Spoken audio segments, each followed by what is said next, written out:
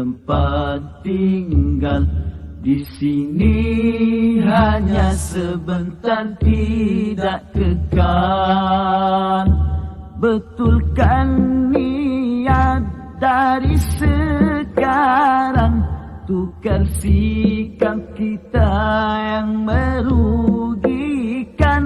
Quran dan Sunnah jadikan panduan, agar besok kita tidak kekesalan.